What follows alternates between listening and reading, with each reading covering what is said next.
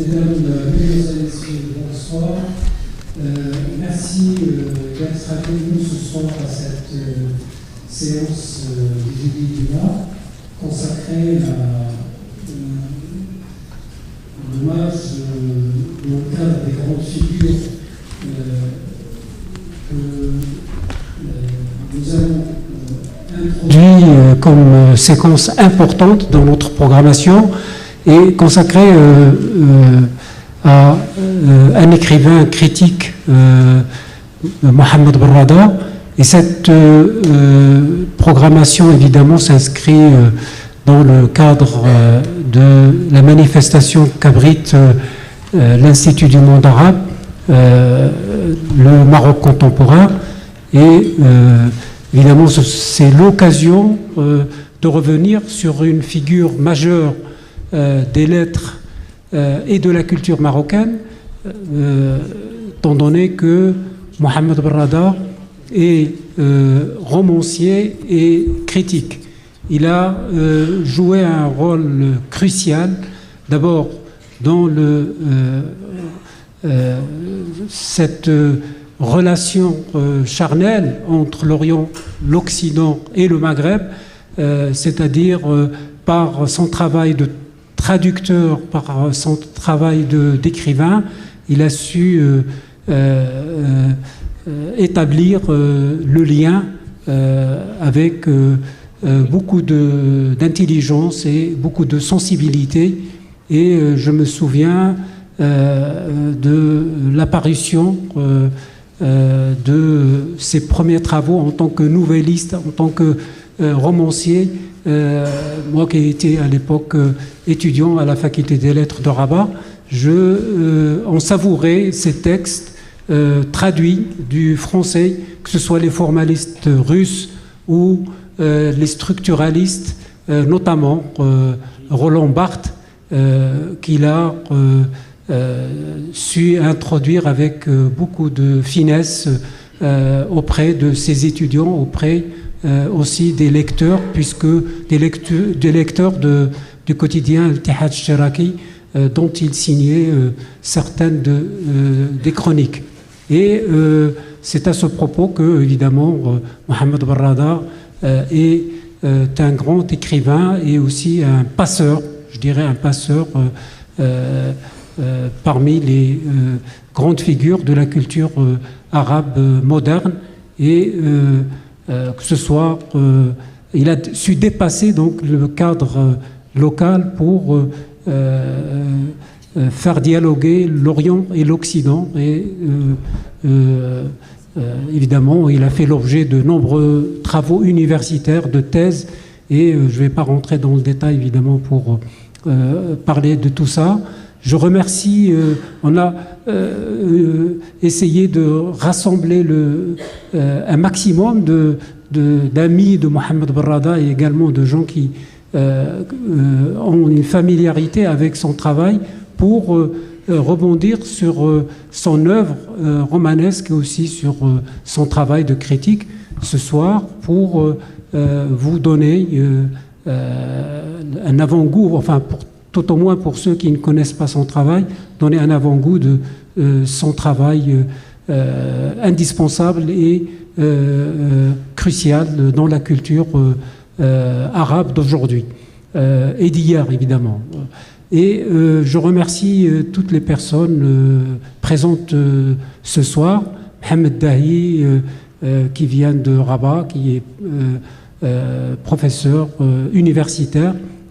Évidemment, Fouad Laroui n'a pas besoin d'être présenté. Il vient d'être décoré ce soir et il a quitté donc la cérémonie pour être avec nous. On le remercie. Habib Salmi, écrivain tunisien, j'ai tenu à qu'il soit là pour jeter un regard en tant que Tunisien, en tant que Maghrébin, justement, sur le travail de Mohamed Barrada, puisqu'ils ont échangé tous les deux à travers un échange d'écriture dans la presse arabe, et c'est resté parmi les échanges les plus féconds. Salim Jey, qui est écrivain, critique aussi, collaborateur du magazine Qantara par ses chroniques. Nadine de Sandre, qui a vécu au Maroc, qui connaît de l'intérieur le Maroc et qui a fait un travail extraordinaire sur le plan artistique, les peintres marocains. Aujourd'hui, elle travaille sur Mohamed Qassemi. Elle prépare un travail, justement, un livre sur Mohamed Qassemi. Et justement, peut-être elle nous parlera de les affinités entre le travail de Mohamed Bradaq et Mohamed Qassemi. Est-ce que Mohamed Bradaq avait cette curiosité sur le plan artistique pour pouvoir interroger aussi cette dimension de l'art et sa place dans la culture marocaine. Abdelahad Sebti, qui est historien, qui est enseignant et aussi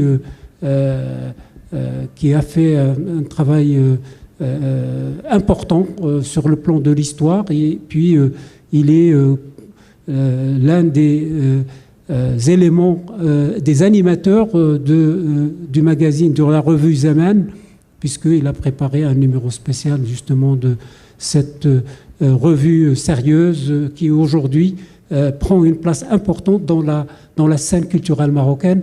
Et le dernier, notre ami Youssef Fadel, homme de théâtre, de cinéma, romancier et évidemment arabophone et aussi d'expression française. Et il a écrit de nombreux livres. Son travail a été couronné par plusieurs prix.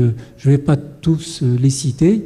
Donc ce soir, on va essayer donc d'éclairer l'œuvre, le parcours de Mohamed Bradaq avec nos invités. Et je vous remercie pour votre présence. Je vous rappelle, avant de passer le micro à Salim Jey, qui va modérer donc le débat de ce soir, je vous rappelle que dimanche, il y aura 2 événements.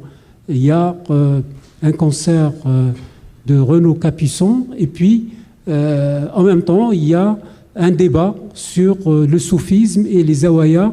Et en clôture, il y a l'intervention d'un grand chanteur syrien, Hamam Khairi, qui nous fait l'honneur de venir donc chanter et aussi animer cet après-midi. Voilà, donc c'est dimanche prochain. Je vous remercie et je passe le micro à Salim Jey. Merci à vous.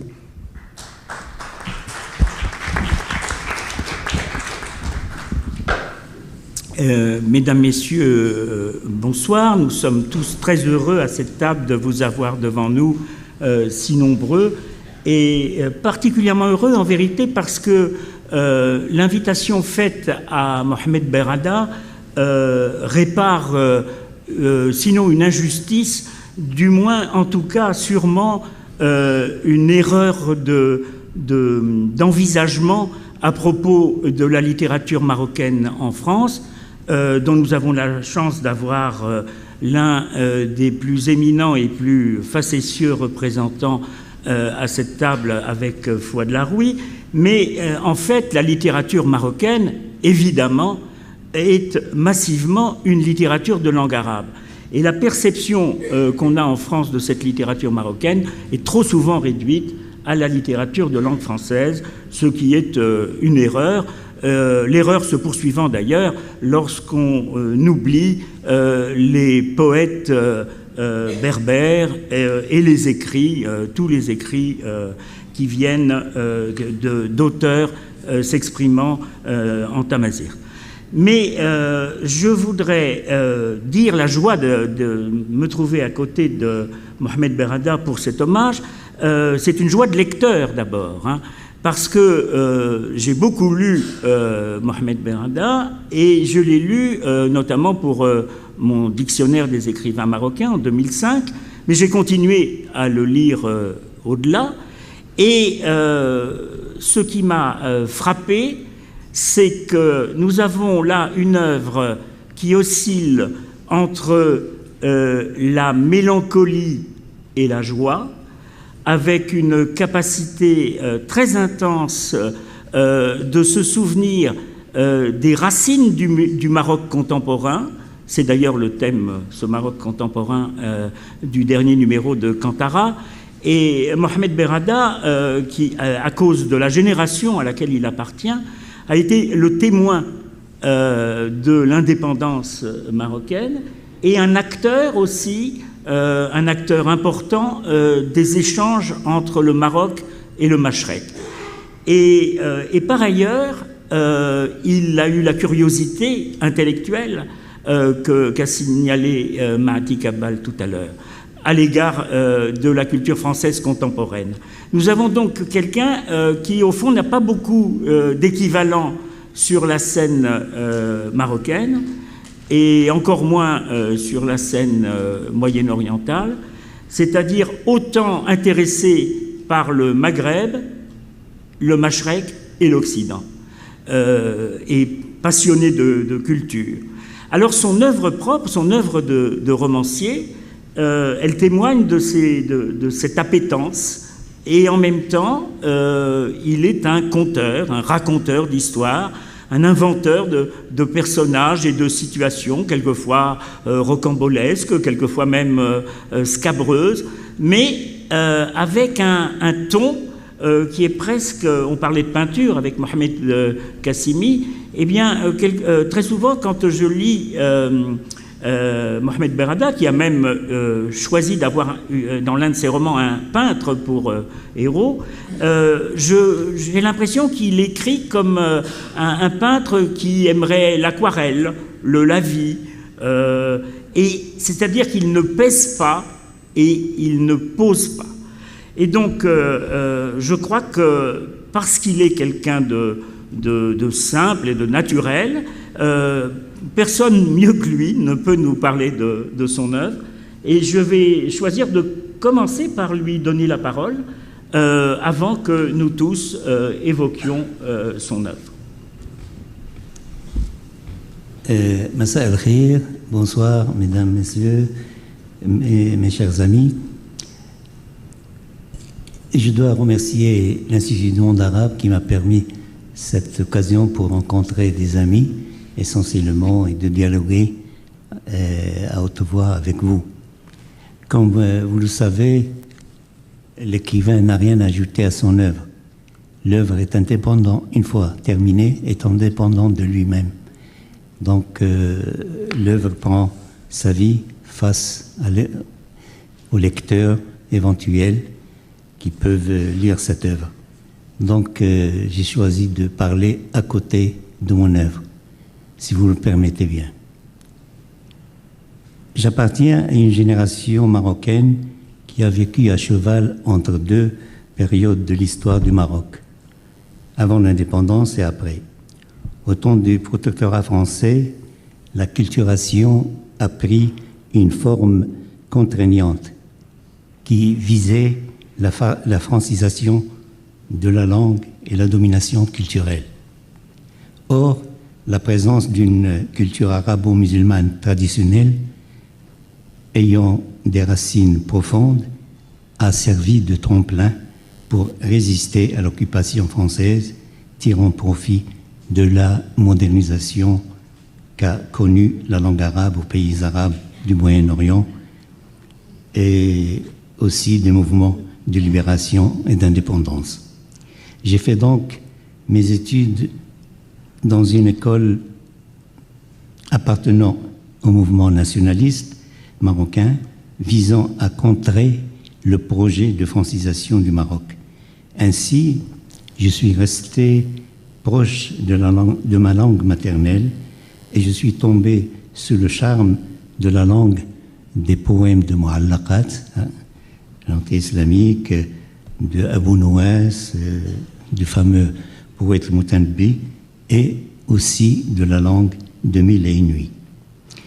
Mon voyage et séjour en Égypte de 1955 en 1960 m'a permis de découvrir la richesse de la langue arabe, surtout à travers le dialecte égyptien, proche de l'arabe littéraire et riche des expressions inventives qui ont trouvé dans le cinéma un moyen efficace aidant à élargir et à assouplir une troisième langue qui prendra plus de force avec les chaînes de télévision arabes. Mais mon séjour en Égypte m'a permis surtout de prendre conscience des grands enjeux de la littérature arabe moderne. En tant qu'écrivain débutant, je me trouvais devant un mouvement réaliste, et réaliste socialiste aussi, cautionné par le nasserisme à l'époque, et en même temps, il y avait la théorisation de l'engagement par Jean-Paul Sartre, dont la traduction de son livre « Qu'est-ce que la littérature ?» est apparue en 1959. L'autre volet qui préoccupait l'avant-garde littéraire arabe, fin des années 60 du siècle dernier, c'est la modernité dans le domaine de la création littéraire. Ainsi, je me suis trouvé devant trois voies qui m'attirent en tant que jeune écrivain aspirant à participer à la constitution d'un Maroc postcolonial qui répondrait à l'horizon d'attente d'une société assoiffée au changement profond. Ces trois voies sont représentées par trois tendances artistiques. Le réalisme avec toutes ses nuances, l'engagement à la sartrienne et la modernité inspirée par les grandes figures de l'écriture en Europe.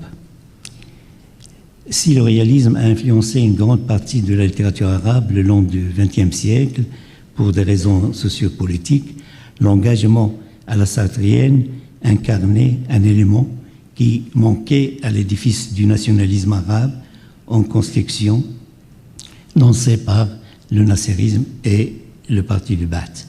On cherchait dans l'existentialisme de Sartre la notion de la liberté responsable pour mettre en relief l'importance de l'individu dans la construction d'une société libérée et démocratique. Il était tout naturel que j'écrive des textes traversés par les soucis réalistes et existentiels. Mais mon séjour d'études à Paris, de 1970 à 1973, m'a permis de connaître de près les différents mouvements des avant-gardistes, des avant-gardes littéraires inspirés plutôt de la modernité et du postmodernisme.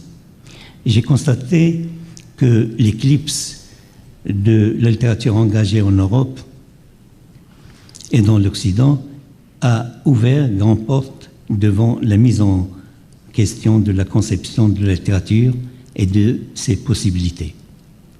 Par écho, la littérature arabe d'avant-garde aux années 70 a mis aussi en cause ses rapports avec la société et la langue arabe sacralisée et s'est mise à la recherche de nouvelles formes plus adéquates au nouveau paysage sociopolitique resté longtemps marginalisé.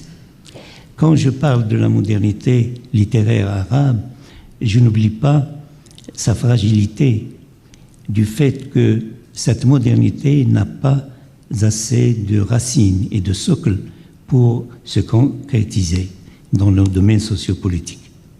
Toujours est-il que cette modernité bancale, c'est l'adjectif qui convient, cette modernité bancale a pu influencer la littérature arabe et créer un processus d'innovation et de défi.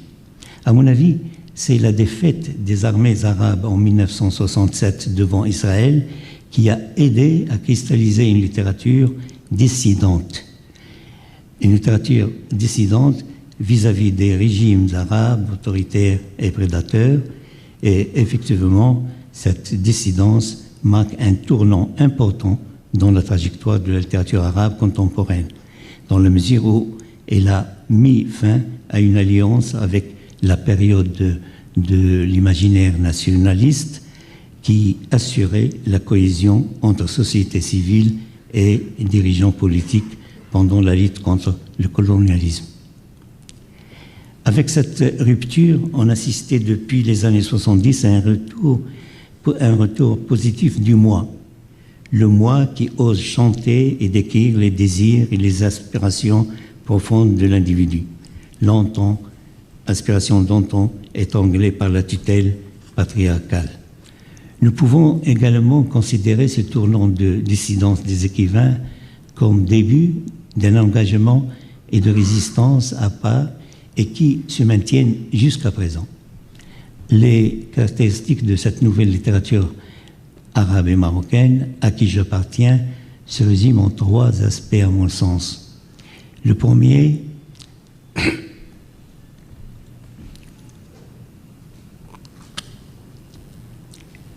c'est un dégagement vis-à-vis des idéologies et des discours prêcheurs pour pouvoir découvrir et approfondir autres zones de l'engagement et d'expression, telles la description des déceptions sociopolitiques et la mise en question des dogmes et valeurs de l'imaginaire nationaliste.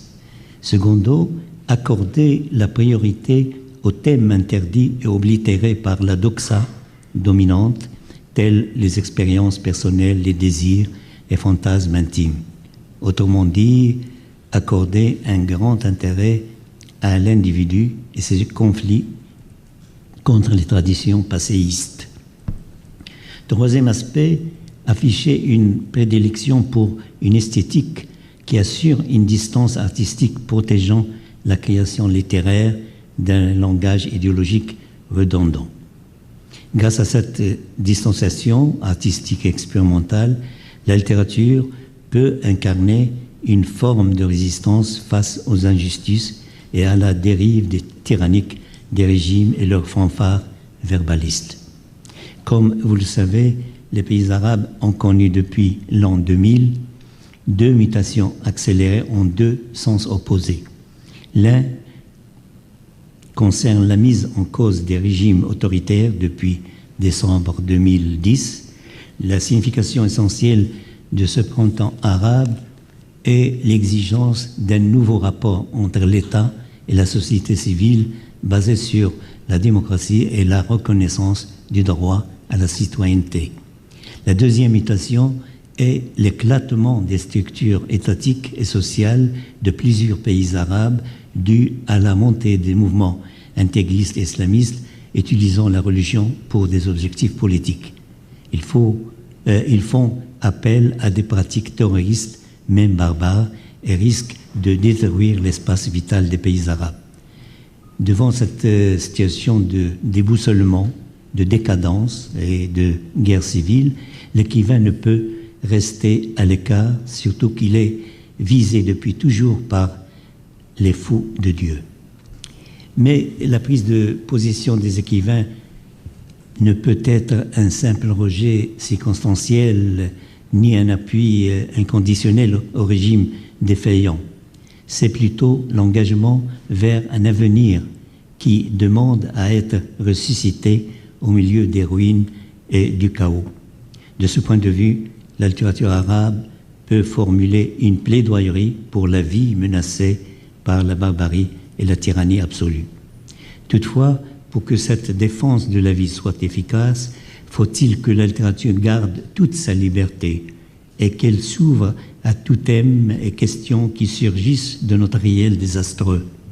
Autrement dit, les atouts artistiques et sémantiques réalisés par la littérature arabe depuis 1960 permettent de s'inspirer de tous les sujets sans restriction et de poser les questions tabous pour participer à cristalliser une nouvelle conscience digne d'un printemps arabe qui n'avorte pas. Merci.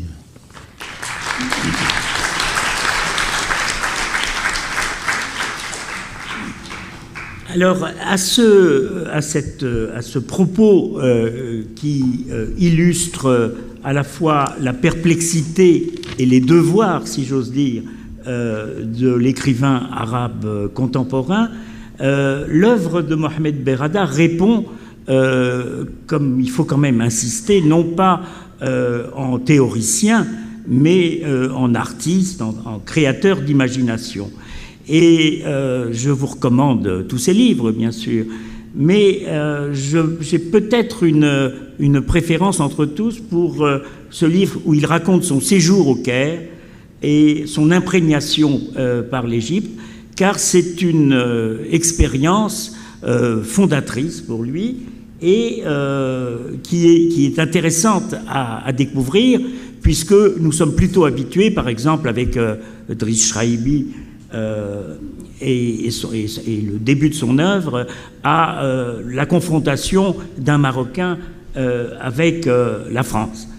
Et donc, je vous envie d'aller bientôt à la découverte de ce livre qui s'appelle « Comme un été qui ne reviendra pas » et que vous trouverez chez Actes Sud, et qui est un récit qui n'a pas perdu étrangement de son actualité. C'est-à-dire le quasi-effarement qu'un Marocain peut éprouver en Égypte, avec en même temps une impression d'inquiétante étrangeté ou d'agréable étrangeté. Il continue, même si aujourd'hui, malheureusement, le destin de l'Égypte a tout pour nous inquiéter.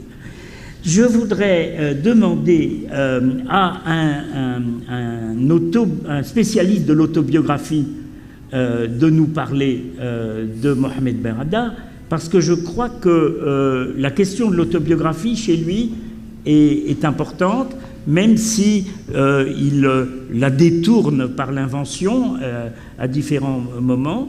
Alors, évidemment, nous allons tous devoir être un petit peu plus brefs que notre hôte. Et donc, c'est à Mohamed Dahi que je vais demander de nous dire comment il reçoit, comme spécialiste de l'autobiographie, l'œuvre romanesque de Mohamed Berrada. Premièrement, je remercie tout d'abord le comité, les organisateurs de cette rencontre, en l'occurrence Maté Qbel, qui ont fait preuve d'un travail professionnel. Et je remercie aussi M. Driss Jey. Là, c'est le nom de mon cher père que vous avez prononcé. Dieu ait son âme. Je me prénomme moi-même Salim. Oui, bien sûr, parce que j'étais un lecteur assidu de ce que vous écrivez au quotidien le soir. Et c'est à travers ces écrits et ces comptes rendus que j'ai découvert votre côté littéraire et vos regards critiques. Vous pourriez peut-être obtenir que les 200 chroniques impayées me soient payées. Merci. Donc j'apprécie ce geste symbolique à l'égard de Mohamed Berrada. Il fallait, à mon avis, rendre hommage aux écrivains dans leur vivant, pour les faire sentir le travail qu'ils ont fait, c'est pas pour leur patrie, mais pour l'humanité en général. Donc, Mohamed Berrada mérite ce geste symbolique pour des raisons diverses. Moi, je me concentre sur les raisons suivantes. Premièrement, il est devenu une figure emblématique et iconique de la littérature arabe, grâce bien sûr à ses qualités intellectuelles et ses compétences communicationnelles. On ne pourrait pas parler de la littérature arabe sans citer son nom retentissant et sans faire référence bien sûr à l'un de ses ouvrages, égard bien sûr à sa richesse et sa pertinence. Deuxièmement, il a accumulé une expérience très riche et très variée, ce qui lui a permis d'intégrer ou bien d'implanter de nouveaux concepts de la littérature arabe et d'adhérer en tant qu'intellectuel engagé dans le combat et dans la lutte contre l'autoritarisme et contre le traditionnalisme. Troisièmement, il est connu et reconnu par son itinéraire et parcours intellectuel aux visages multiples. Donc je pourrais en citer quelques-uns. Donc il est l'un des critiques les plus influents dans le monde arabe. Donc il a contribué à la redéfinition de la littérature arabe, tout en s'appuyant ou bien spéculant sur la nouvelle critique. Donc il s'est inspiré de nouveaux outils pédagogiques donc il a utilisé avec une grande finesse. Et il a utilisé un arsenal conceptuel très développé pour donner, ou bien insuffler l'énergie dans la littérature arabe. Il a également élargi le champ de la littérature arabe pour englober les genres ou bien les textes qui étaient dénigrés pour des raisons politiques ou religieuses. Et dans ce cadre, il a intégré le roman dans les cursus universitaires marocains. Il a lutté pour l'intégrer, malgré l'opposition acharnée des conservateurs qui considéraient le roman comme un genre bas, sans qualité artistique, et comme un outil de divertissement vulgaire, ou bien comme un moyen de la corruption des jeunes lecteurs. Troisièmement, ou bien l'autre côté, c'est Mohamed Barrada, c'est un traducteur. Donc il a pratiqué la traduction pour renforcer les liens culturels entre l'Occident et l'Orient. Il a traduit les ouvrages de Lucien Goldman, quelques ouvrages, de Roland Barthes, de Jean-Marie Leclusio, de Benoît Denis et Jean Genet. Donc la traduction de Mohamed Barrada a visé à ancrer, premièrement, ancrer la nouvelle conception de la littérature et se débarrasser de l'anciennisme, c'est-à-dire l'ancien, qui était prédominant dans l'université arabe.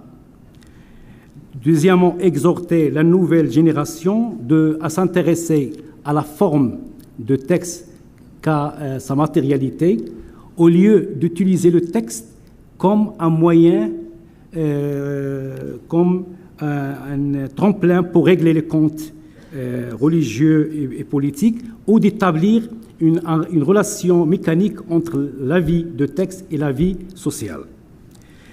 Mohamed Barrada n'a jamais été un adepte de l'approche techniciste.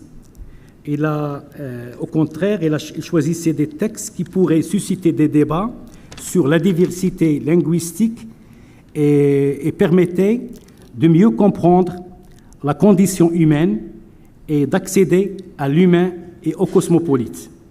Il a accumulé, et je pourrais lire un texte et c'est très intéressant, Barrada a accumulé une expérience fictionnelle très importante en publiant des romans. Je pourrais citer Le jeu de l'oubli, 1987, Lumière fuyante, 1994, Comme un été qui ne reviendra plus, 1999, Femme de l'oubli, 2002, Vie voisine, 2009, le dernier roman, Loin du vacarme, Proche de silence, 2013. Il a aussi publié des recueils de nouvelles, je pourrais citer deux, Peau décelée, Dépeçage de 1979, Amicale du toucher et du chuchotement, 2003. Il est conscient de son entreprise par rapport à des écrivains qui se ressourcent de l'innocence littéraire en fonction de la modestie de leur niveau culturel et de leur expérience personnelle dans la vie courante. Elle représente le réel en se focalisant sur les itinéraires et les portraits des personnages fictifs qui pourraient résumer l'évolution du Maroc ballotté entre l'aspiration à la modernité et son attachement au passé lointain. Il a recours dans chaque entreprise à expérimenter les nouvelles techniques narratives et fictionnelles ayant pour objectif le renouvellement de récits arabes, l'appréhension de réel sous des angles différents et l'imagination des idéaux suprêmes, la liberté, la dignité, la justice, l'équité et la démocratie. Il était aussi un professeur différent dans son genre. Parce qu'à l'époque, quand j'étais étudiant chez Mohamed Barrada, la plupart des professeurs assuraient des cours magistraux et pédantesques. Par contre, Mohamed Barrada faisait des cours en s'appuyant sur la pédagogie active et constructiviste. Et il ne dictait jamais ses cours. Dès sa rentrée, il posait des questions, il poussait les étudiants à débattre, à discuter, à prendre des notes et parfois il les pousse à prendre des positions et des attitudes personnelles. À l'examen, ils ne posaient jamais ou bien des questions qui ont pour objectif de rendre ce qu'ils ont déjà reçu, c'est-à-dire ce qu'on appelle péjorativement la réification du savoir, mais au contraire, donc, ils posaient des épreuves ou bien des questions, des sujets ayant pour objectif de tester la créativité de l'étudiant et son esprit critique. Donc, j'avais écrit un texte relatif... cher Mohamed, il faut que vous gardiez à l'esprit que les autres personnes présentes à cette tribune doivent également s'exprimer. Donc, je me dirige vers la conclusion. Voilà, bien, c'est vrai. La conclusion, voilà. Donc, c'est ça. Donc, on peut réduire le parcours de Barrada aussi riche que varié en quelques mots-clés. Premièrement, modernité. En défendant la modernité culturelle, Barrada s'appuie essentiellement sur le genre romanesque, en tant qu'outil privilégié pour surpasser d'une part les fonctions de propagande ou de justification fallacieuse, d'autre part pour incarner les signes et les symboles de l'imaginaire populaire et représenter les conflits politiques et idéologiques aigus. Le roman assume en général, d'après Mohamed Barrada, une fonction double. Il met en question les valeurs dominantes et crée les formes et les modes qui motivent l'imagination et la volonté visant à caractériser ce qui est nouveau. Deuxièmement, diversité culturelle.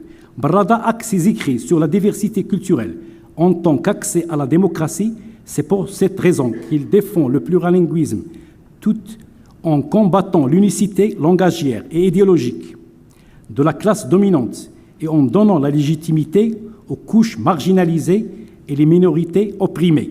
Il est conscient dans sa démarche créative de cette visée de la démocratisation de la culture. Elle représente le langage, le locuteur avec un art en lui donnant sa résonance et son authenticité à la fois.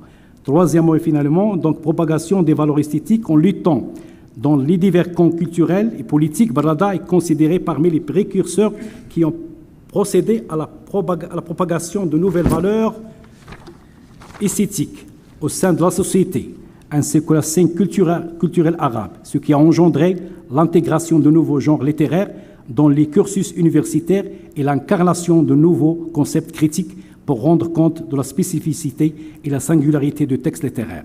Les valeurs véhiculées ne présentent pas un jeu verbal abstrait, mais incarnent une nouvelle culture, anticulture, ou la culture alternative qui entre en conflit avec l'autoritarisme et le traditionnalisme pour imposer un nouveau mode de vie et éprouver l'aspiration au changement et au bien-être. Et merci pour votre attention. Merci.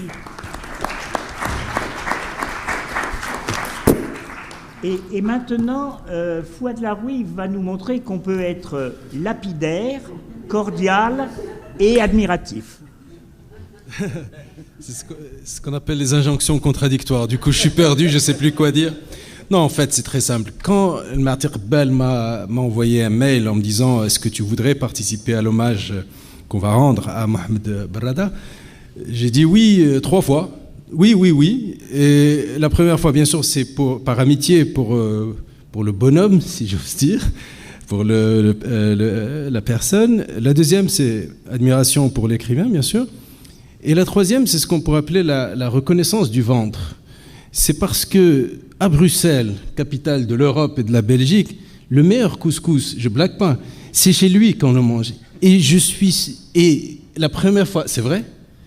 Je ne sais pas si vous avez eu l'occasion, mais du coup, ce week-end, on va le passer chez lui à Bruxelles.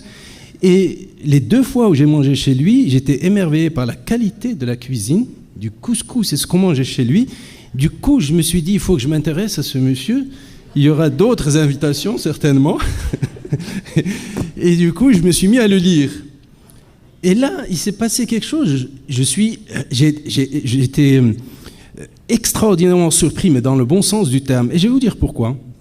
À cause d'un paradoxe qui est le suivant. La première fois que j'avais vu que j'avais rencontré Mohamed Barrada, et ce qui m'a valu par la suite ces fameuses invitations en Bruxelles où on a fait bombance, c'était ici. C'était ici, il y avait un débat. Il y avait Mohamed Barrada, j'étais là-bas au fond, si je me souviens bien. Il y avait 9 écrivains, auteurs, je pense même qu'il y avait Mohamed Touzi, enfin on était 9 ici, quoi, bref. Et c'était un débat houleux, c'est-à-dire la salle, il y avait des gens qui étaient derrière, qui nous injuriaient quasiment. Et alors moi, j'étais jeune, fougueux, je crois que j'avais 35 ans, quelque chose comme ça, alors je retrousse mes manches, bon, s'il y a la bagarre, il y a la bagarre, quoi. Et lui, Barrada, il n'arrêtait pas de me faire, il me fait regarder comme ça, il me faisait ce geste-là, calme-toi, calme-toi, calme-toi. Et j'en ai tiré la conclusion que ce monsieur, qui parle avec une voix extrêmement douce d'ailleurs, que ce monsieur est quelqu'un de très tranquille, modéré, calme-toi, etc. Alors, par la suite, quand je me suis dit il faut vraiment que je m'intéresse à Barrada, pour des raisons bassement matérielles, je me suis mis à le lire et je me suis aperçu que c'était pas vrai, il n'est absolument pas modéré dans son écriture. C'est quelqu'un qui prend des risques, qui dit ce qu'il veut dire, en fait, qui la liberté du romancier. Et là, je suis vraiment, j'ai pris une leçon. La leçon, bon, les Anglais, ils ont un proverbe, comment ils disent, speak softly, carry a big stick, c'est-à-dire parle doucement, mais promets-toi avec un gros gourdin. C'est un peu ce qu'il fait. Il parle très doucement, mais si vous l'entendez, tout ce qu'il dit est toujours réellement sans concession. Il dit réellement ce qu'il parle. Par exemple, sur la situation au Maroc, il est bien plus, je dirais, plus violent, mais à sa façon de gentleman, très modéré. Il est plus violent que bien des jeunes. Alors là, je suis tombé sur ces 2 livres. Il y en a un qui m'a fait de la peine et je l'ai détesté pendant un moment, Mohamed Barrada, parce que dans le livre dont parlait Salim Jay, qui s'appelle « Comme un été qui ne reviendra plus », il y a là, je trouve ce livre superbe. Je l'ai lu malheureusement en traduction en Actes Sud. Il a peut-être perdu quelque chose, mais même la traduction est superbe, très bien faite et le texte est très beau. Mais il y a un personnage qui m'a réellement, pendant longtemps, et je lui ai dit, c'est pas la première fois qu'il entend ce que je dis là, et qui m'a fait de la peine parce qu'il parle d'un de ses amis au Caire, c'était à l'époque où ils étaient étudiants, qui a éprouvé un très violent chagrin d'amour. Et au lieu de faire ce que n'importe quel auteur qui éprouve un peu de pitié pour ses lecteurs, au lieu de chercher une happy ending à la fin, de lui faire rencontrer quelqu'un d'autre, comme dans la vie, tout se soigne, Barrada, il le laisse moisir, crépir dans son chagrin d'amour jusqu'au bout. Et curieusement, c'est ce personnage, je me suis identifié avec ce personnage, j'ai été très triste pendant longtemps, c'est idiot, mais c'est comme ça. Et pour vous dire que malgré tout cela, j'ai lu avec beaucoup d'intention ce que Barrada a écrit. J'ai fait une critique, et je finirai en la lisant, ça me prend vraiment 1 minute, pas plus. J'ai fait une critique dans Jeune Afrique, je crois, de son livre qui s'appelle Lumière fuyante, et je vais la lire, et ensuite je redonnerai la parole à... Enfin, tu donnes la parole à qui tu veux, hein, Salim. Je te redonne la parole, tu en fais ce que tu veux. Alors, je lis cette critique, ça me prendra 1 minute. De Mohamed Barrada est paru cette année Lumière fuyante chez Actes Sud. C'est un livre complexe et riche qui mobilise l'espace, Tanger, ville cosmopolite mythifiée, et un pari de médiocrité et de mort, curieusement. Mobilise l'espace et le temps dont il offre un traitement baroque. Ce livre contient aussi sa propre genèse, qui est le journal d'un peintre que celui-ci donne à un écrivain. Lequel écrivain peut répondre « J'envie », et là je cite Barrada, « J'envie les peintres, ils ont la possibilité d'utiliser des croquis qui sont là. Ça donne toute l'extension de l'œuvre. » Fermez les guillemets. Peut-être l'auteur, Mohamed Barrada, qui est arabophone, veut-il se libérer du roman comme forme occidentale? Non, c'est rien, je ne suis pas spécialiste. Mais un tel objet existe-t-il? Le roman, c'est la liberté même. L'important, c'est ce qu'on en fait. Ici, dans ce livre, Lumière fuyante, on est dans la fiction ludique qui donne du plaisir, qui permet de réinventer la langue. Et tout peut y passer, le social, le sexuel, le personnel. Barrada s'inscrit dans la ligne de ceux qui, comme Nagui Mahfouz ou Sonallah Ibrahim, permettent de lire la société arabe autrement que dans les circonvolutions du discours officiel. Son héros, le peintre Aïchouni, est un homme qui doute. Et cela donne l'occasion d'une belle méditation sur l'inspiration qui ouvre le récit et se poursuit en filigrane le long des pages, j'ouvre les guillemets, cela faisait des jours maintenant qu'il tentait de briser la blancheur immaculée de la toile. Je trouve ça une très belle expression, briser la blancheur immaculée de la toile. Puis, 60 pages plus loin, il dit, ouvrez les guillemets, cette impression que j'ai toujours de revenir à zéro. Là, il parle du peintre. Depuis